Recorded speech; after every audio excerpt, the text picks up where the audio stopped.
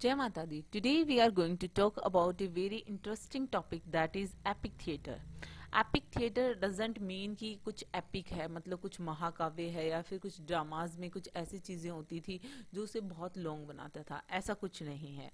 Actual में एक ये थिएट्रिकल मोमेंट था जो कि अर्ली 20th सेंचुरी में आया था। इसके जो primarily associated with the works of Bertolt brat. That means कि उस टाइम पे जो ये है, इस जो ये टर्म को बहुत ज़्यादा, अगर आप ये कहो कि फैलाया किसने था या अपने वर्क्स में इसको सबसे पहले एसोसिएट किसने किया था, तो उसमें सबसे पहले नाम आता है बर्टोल्ट का। इसमें होता क्या था, इसमें ये था एपिक थिएटर में कि ऑडियंस को सिंपली एंटरटेन करने की बजाय उनको सोचने समझने पे मजबूर किया जाए।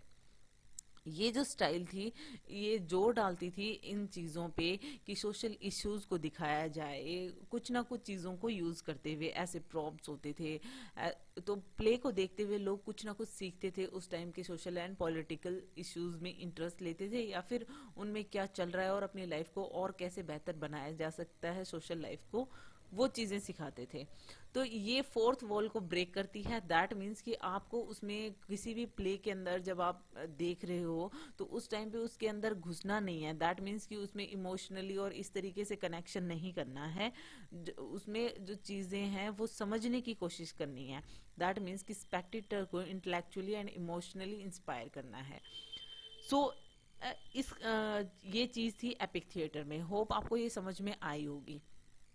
अगर हम और भी सिंपली अगर इसको डिफाइन करें तो हम ये कह सकते हैं कि ये एक अर्ली 20th सेंचुरी में थिएट्रिकल मोमेंट था जो कि इस चीज़ पे जोर डालता था कि ऑडियंस और प्ले के बीच में एक डिस्टेंस होना चाहिए।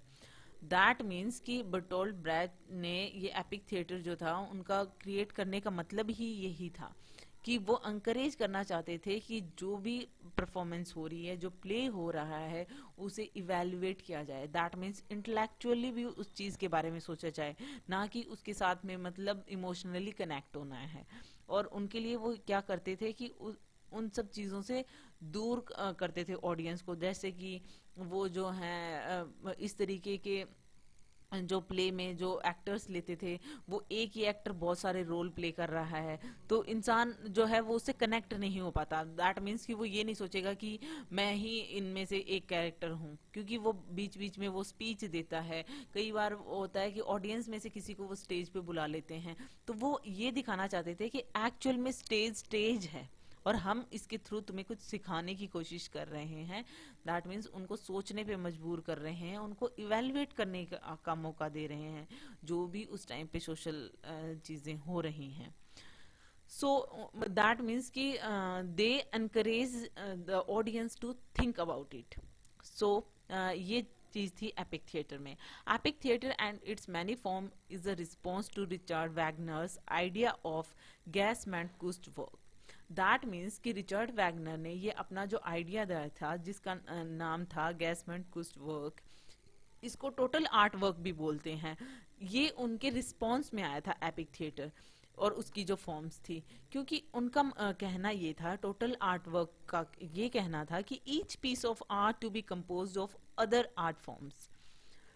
इस आइडिया को वो जो थे उसके रिस्पॉन्स में आया था। ऐसा नहीं है कि जो बर्टोल्ट थे वो बिल्कुल ही रिचर्ड वैगनर की बातों से सहमत नहीं थे। इनफैक्ट वो इनसे इन्फ्लुएंस थे, लेकिन फिर भी इसके रिस्पॉन्स में उन्होंने ये एपिक थिएटर निकाला था।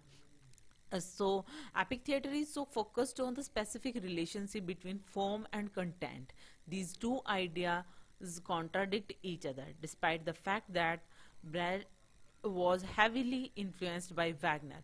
जैसा कि मैंने बताया कि वो वैगनर से बर्टोल्ट ब्रेट जो थे वो इन्फ्लुएंस तो थे, लेकिन उनके जो दोनों के आइडियाज थे वो कॉन्ट्राडिक्टरी थे। और Brecht discuss the priorities and approach of epic theatre in his work a short organum for the theatre. उसमें अपना जो भी एपिक थिएटर का जो भी चीज़ें हैं वो उन्होंने उसमें बताई हैं इस वर्क में। अगर मैं सिंपल फॉर्म में अगर आपको बताऊं तो एपिक थिएटर जो है वो प्ले के में ऐसी चीज़ों को इंट्रोड्यूस करता है, ऐसी इंटेंशंस होती हैं उनको कि ऑडियंस जो है वो इमोशनली ना कनेक्ट होकर उनमें जो है वो चीज़ों को फाइंड आउट करने की कोशिश करें। जैसे कि उसमें क्या बताया जा रहा है, उस कौन से इश्यूज के बारे में बताया जा रहा है, उस टाइम की जो सोसाइटी है उसको समझने की कोशिश करें वो।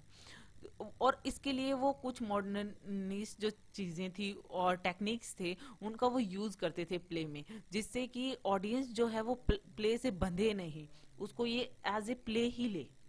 और इस जॉनरा में जो प्ले राइट जो लिखना चाह रहे थे, उनका बस यही डिजायर था कि to make the audience see the world the way it is. That means कि प्ले को प्ले लेकर ना, वो ऑडियंस जो है वो वर्ल्ड का एक पिक्चर प्रेजेंट करते थे, और वो उसको वैसे ही लें जैसा वो है। दैट मीन्स कि वो उसको प्ले की फॉर्म में ना लें, उन प्ले को देख के वो कुछ सोचें, समझें, वर्ल्ड को समझें, उस टाइम पे जो चल रहा था उन सब चीजों को समझें।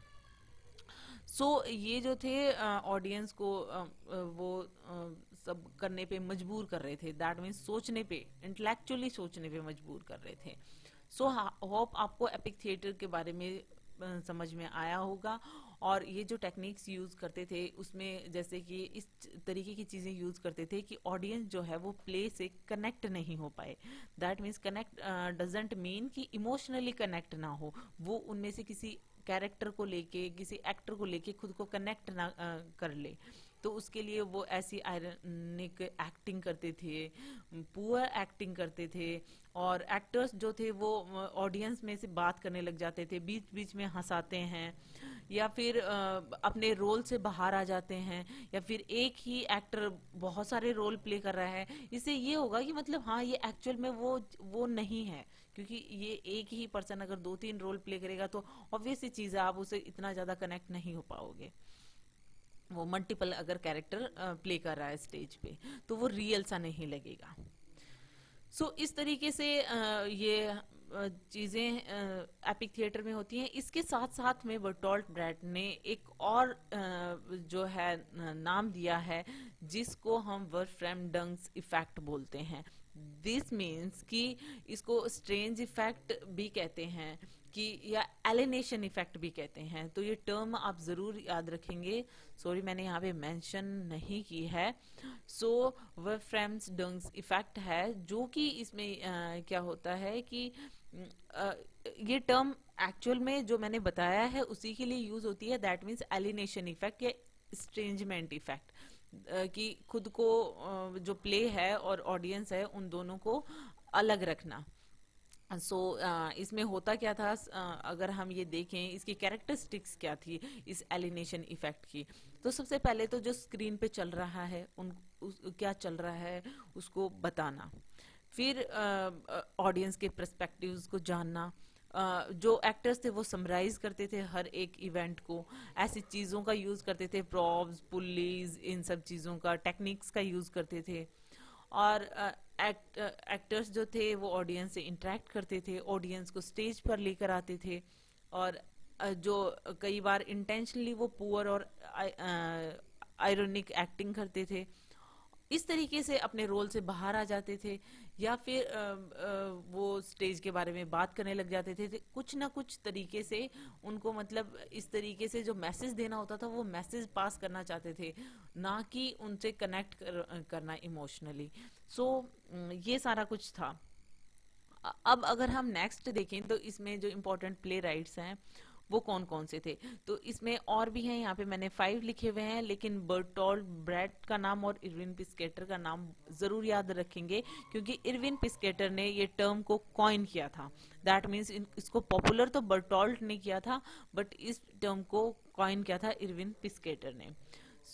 ये आप जरूर ध्यान में रखेंगे। साथ ही साथ में कुछ ऐसे वर्क्स हैं जो आप ध्यान में रख सकते हैं, या फिर एपिक थिएटर एक्चुअल में कैसा था, या फिर वर्क्स अगर आप पढ़ना चाहते हो इनके, तो बर्टोल्ट ब्रेट का जो फेमस वर्क है, mother courage and her children, the good person of Szechuan, और इरविन पिस्केटर का द वॉर यस और नो, और इरविन पिस्केटर और बर्टोल्ट ब्रेट का जो आप ये कह सकते हो कोलैब वर्क था, ये द गुड सोल्जर श्वैक।